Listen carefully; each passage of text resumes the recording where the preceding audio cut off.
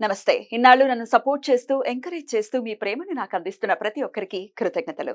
అలాగే ఈ వీడియో కూడా ఖచ్చితంగా మీకు ఉపయోగపడుతుంది. లైక్, షేర్ అండ్ సబ్స్క్రైబ్ చేసి మీ సపోర్ట్‌ని నాకు అందించండి. అలాగే ఈ వీడియో పట్ల మీకున్న అభిప్రాయాన్ని కామెంట్ సెక్షన్‌లో కామెంట్ చేసి తెలియజేయండి. ఇప్పుడు వీడియోని చూద్దాం. నమస్కారం. శుభోదయం కార్యక్రమానికి స్వాగతం. ఈరోజు 5వ తారీఖు ఏప్రిల్ నెల 2024వ సంవత్సరం శుక్రవారం. శ్రీ శోభకృత్ నామ సంవత్సరం ఉత్తరాయణం శిశిర ఋతువు. ఈరోజు పాల్గొన మాస బహుళపక్ష ఏకాదశి తిథి మధ్యాహ్నం 1:28 వరకు తదుపరి ద్వాదశి తిథి. ధనిష్ట నక్షత్రం సాయంత్రం 6:07 వరకు తదుపరి శతభిష నక్షత్రం.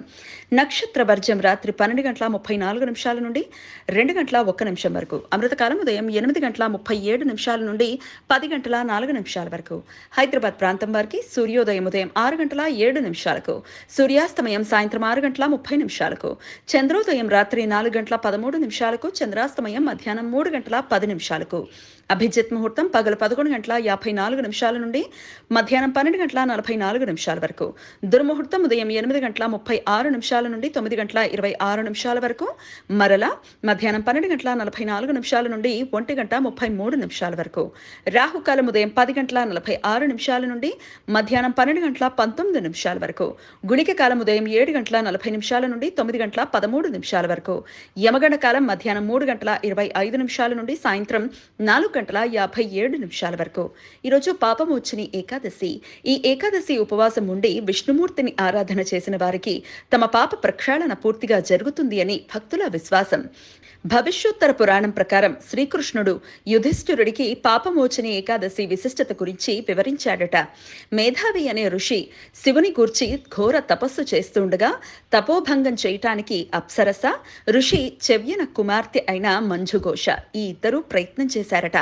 అప్సరస విసుగు చెంది వెళ్ళిపోయిందట. మంజుఘోష పట్టు విడవకుండా తన అందంతో తన గానంతో మేధావి తపోభంగం చేయటానికి ప్రయత్నిస్తుంది. ఆకర్షితుడు అయిన మేధావి తపస్సు విడిచి మంజుఘోషను పెళ్లి చేసుకుంటాడు. కొంతకాలం తర్వాత మంజుఘోష మేధావి మీద ఆకర్షణ తగ్గి విడిపోయే ప్రయత్నంలో ఉండగా తాను మోసపోయాను అనే భావనతో మంజుఘోషను కురూపిని కమ్మని మేధావి శపించాడు. ఇలా వారి ఇరువురు బాధలు పడుతూ ఉండగా ఋషి చెవ్యనుడు సలహా మేరకు ఇరువురు ఏకాదశి వ్రతం ఆచరించి వారి పాపపు ఆలోచనల నుండి విమోచనం పొంది మరలా కలిసిపోయి సుఖ సంసారం చేశారట. అప్పటి నుండి పాపమోచని ఏకాదశి పేరు స్థిరపడింది అని కథనం. భార్యాభర్తల మధ్య ఏర్పడ్డ స్పర్ధలు, అపోహలు, విడాకుల ఆలోచనలు తొలగిపోవటానికి దంపతులు ఈ ఏకాదశి రోజున సత్యనారాయణ స్వామి వ్రతం ఆచరించి ఉపవాసం ఉండి ద్వాదశి సమయంలో పారణ చేయటం వలన వారి మధ్య సఖ్యత ఏర్పడుతుంది అని నమ్మకం.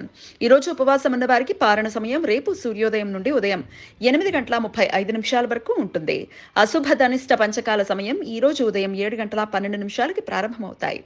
చంద్రుడు కుంభ, మీన రాశులలో సంచరించే సమయంలో శుభకార్యాలు చేయడానికి అనుకూలం కాదని కొందరి అభిప్రాయం. ఈ సమాచారాన్ని మనకు అందించిన వారు మేడికొండూరు విశ్వనాథ్ ప్రసాద్ గారు.